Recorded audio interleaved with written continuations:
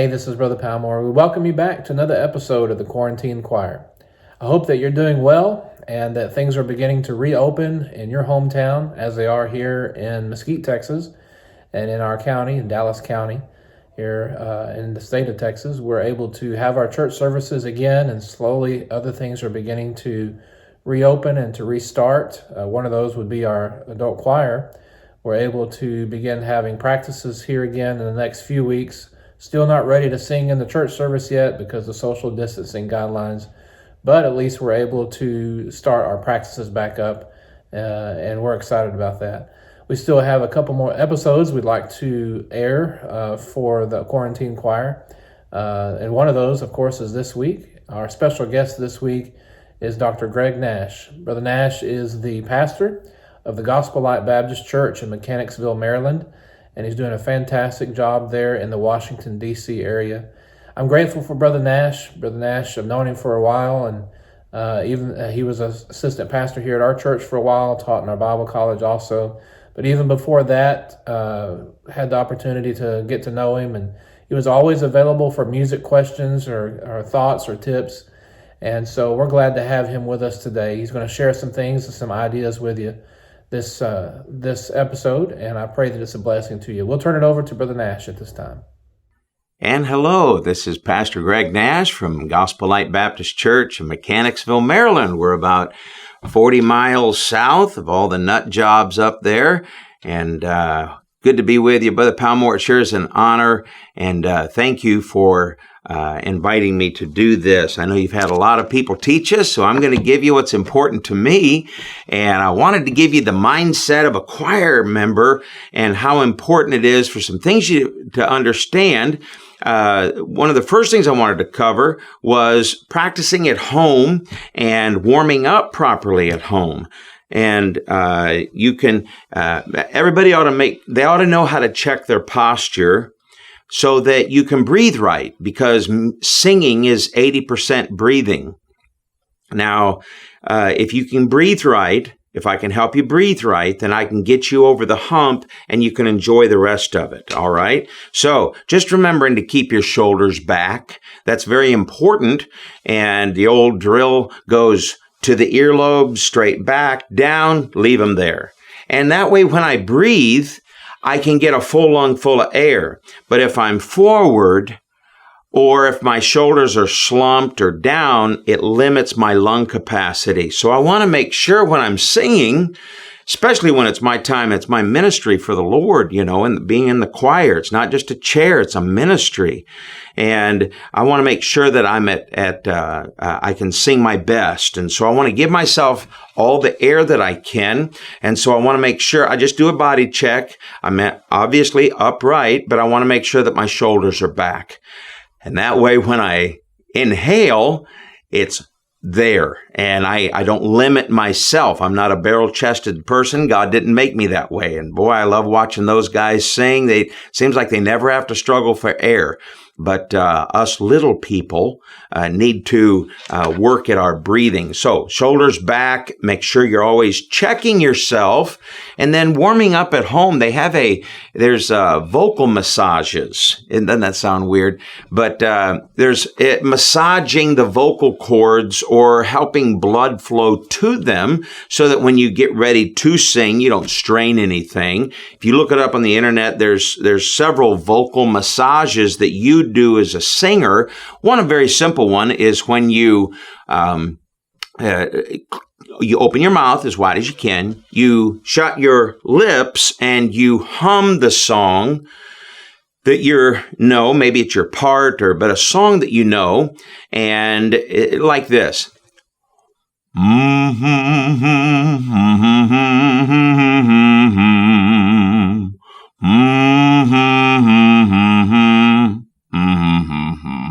Reason I'm telling you this is it helps if you can warm up your throat. And there are other vocal exercises you can do. There is no substitute for vocal exercises. Singing and exercising your voice are really two different things. And if you will do vocal exercises, It'll increase your range. It'll make your voice stronger. The other thing that we just did with the vocal massage, it helps you open your mouth. A lot of people sing like this, and they have to be reminded, you want to open your mouth. This is the resonance chamber when you sing, so you don't want to limit it.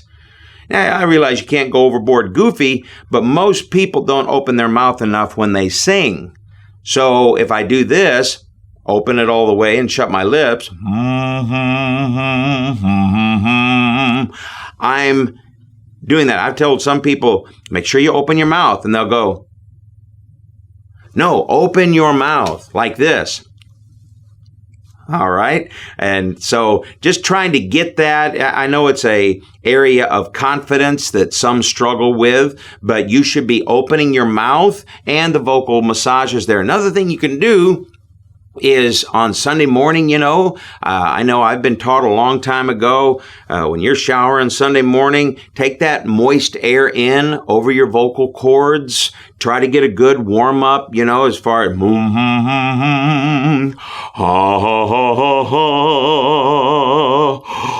and I'll take that air in because it's so moisture and it helps your throat. I want to be able to sing as best I can when I get to church.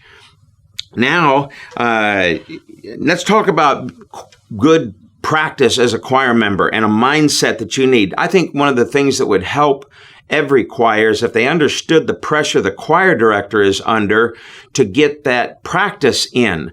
And most choir practices are 45 minutes, some are an hour. But if you have 45 minutes to review Sunday morning and the next Sunday's song, and this isn't even counting openers or victory closures. And then a rule of practice is what your choir director is trying to do, but the pressure is on, is he's trying to get 3 practices per song. In other words, he doesn't want to spring a song on you, and most choirs can't do that.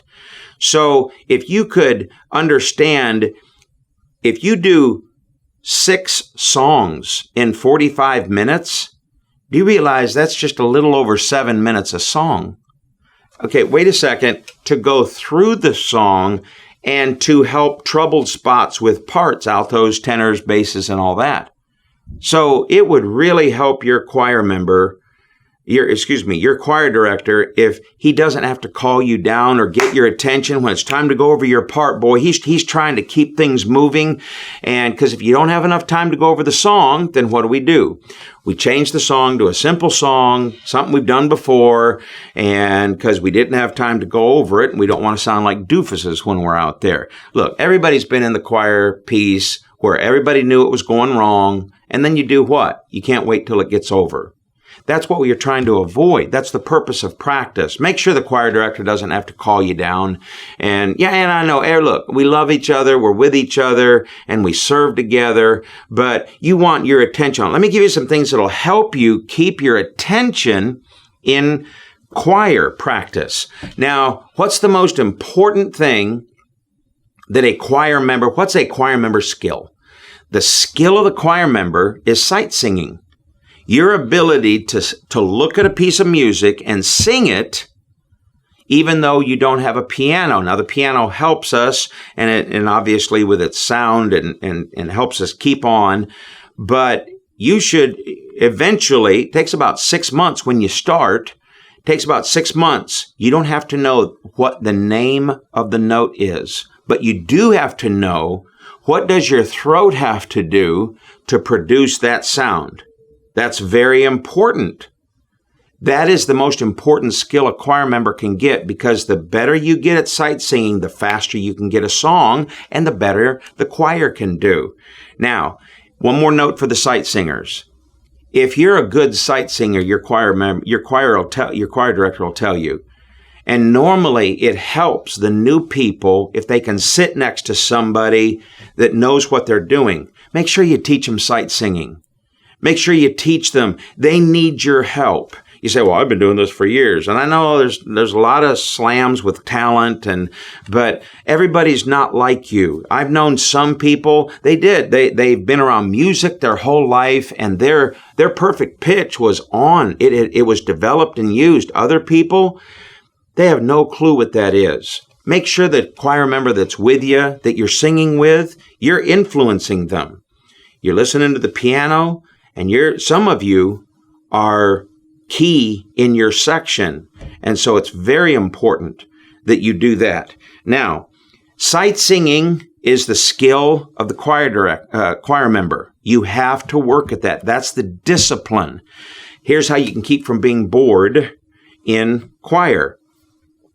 If your clef is being sung and you're a soprano or an alto, right? So you're singing there in the treble clef. If the sopranos are going over their part, look at the words. Know how to enunciate it. Look where your part, look at the timing. If the altos are going over their part, sopranos, how come you're not practicing alto? Well, I just sing soprano and I just sing lead and that's all I can do. Well, good, then learn. Then grow. Then don't, but sopranos can be notorious for getting lazy in their position because they get to sing lead and everybody else gets to sing the song the way they've never heard it before. Don't you do that. When the altos are going over their part, look at their notes. It'll help you picture what would I have to do if I was singing with them. All right. If you're a very talented soprano, you want to know how you can go up as much as the altos, are going low. Now, that's a little more advanced, but all I'm telling you is how can you keep from being bored at choir practice when other people are going over their parts and you're not? Well, pay attention to the other parts, especially if it's in your clef. Look at the timing. For those songs with the echoing, know how many counts are you going to have to hold it while they're singing theirs or vice versa if you're in the bass clef, if you're a tenor or bass singer. It should take about a year of sight singing, and you should, if they're low, if your choir is low on tenors, your choir director should be able to say, hey, can you sit over here in the bass section and sing bass?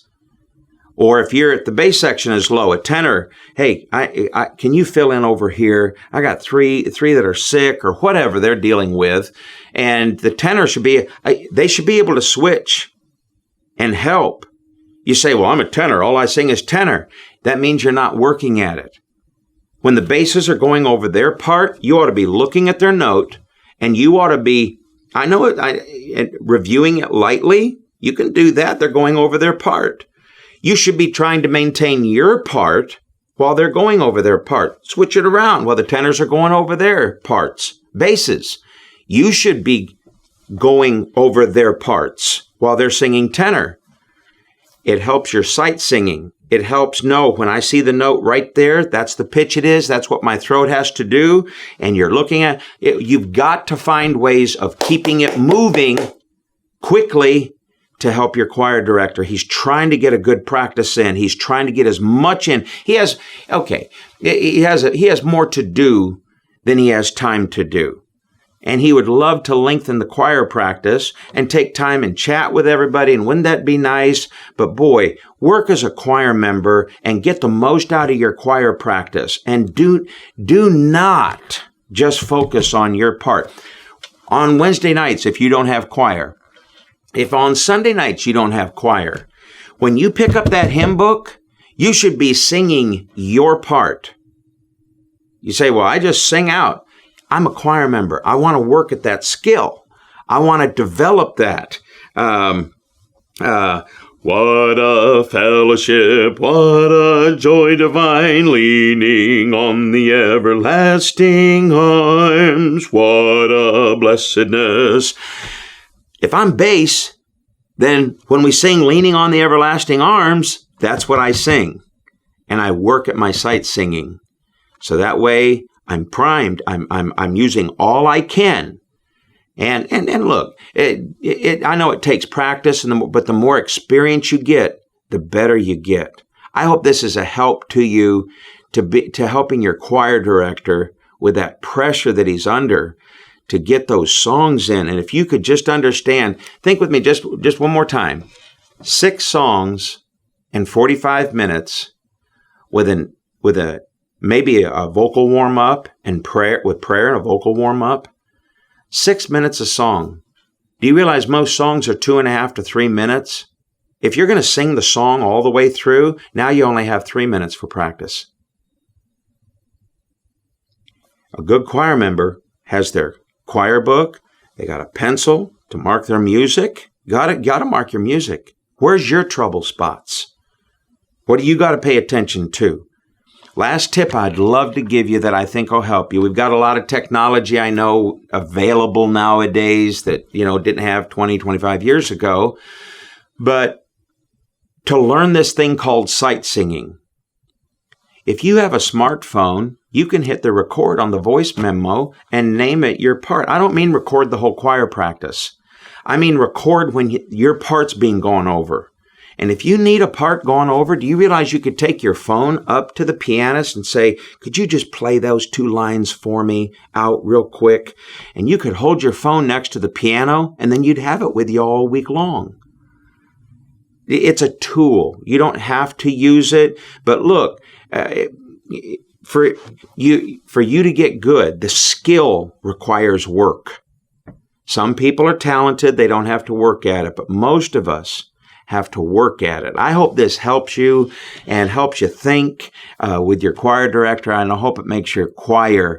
I want you to enjoy your ministry. That's one of your ministries. We go soul winning. Some of you get to teach Sunday school. Some of you get to do other things for the Lord. But when you're in choir, this is what I do for my King. This is my service for my God. I hope this is a help to you. Thank you, Brother Nash, for some great teaching. I hope that everyone watching was able to learn and to grow just a little bit more in your musical abilities today because of this episode. Don't forget to join us next week. Next week will be our final episode of the Quarantine Choir. Our special guest next Sunday will be Evangelist Caleb Garraway. Pray that you have a wonderful week this week as you serve the Lord. God bless you. We'll see you soon.